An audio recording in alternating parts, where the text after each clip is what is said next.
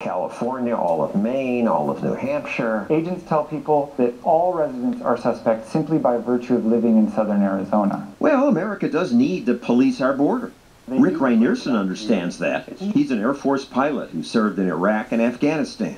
Now he's based in Texas, where he found he had to pass through checkpoints all the time. There's no way to leave the border town without going through a checkpoint. The checkpoint he had to pass through most often is 67 miles from the border.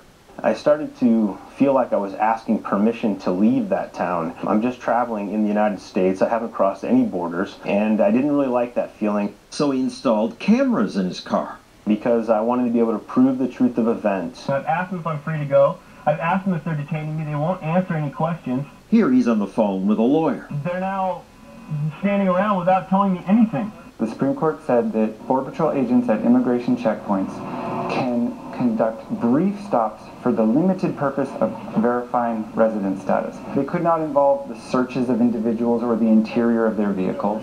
Citizens? Yes. The person says, yes, I am, and they should be let go. According to the Supreme Court, yes. But that's silly. I mean, the guy would just lie. It may be silly, but you can't just set up a checkpoint to go on a fishing expedition for all manner of criminal wrongdoing. But that's exactly what many border agents do. What's the reason to want to check my trunk? Just your car is dirty? Yes. No, back window, please, so I can... Here, a Border Patrol agent inspects one of our cars.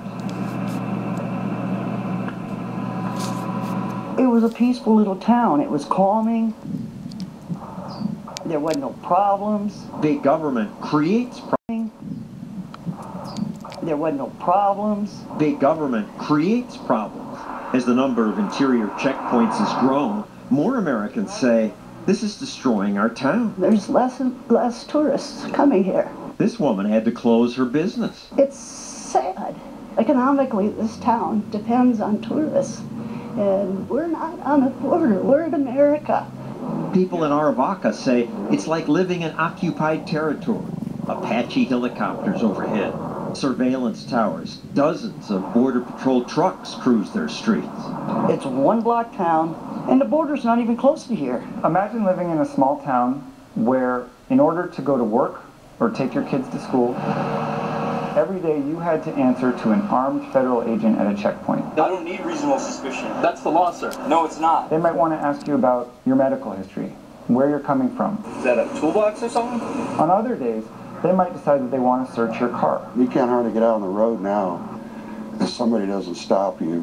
It's like they think everybody out here is a criminal. These are the kinds of experiences that real people are having on a daily basis at these checkpoints, and they really fundamentally fly in the face of what it means to live in a free society where you don't have to answer to federal agents when you're going about your daily business. Leave us alone.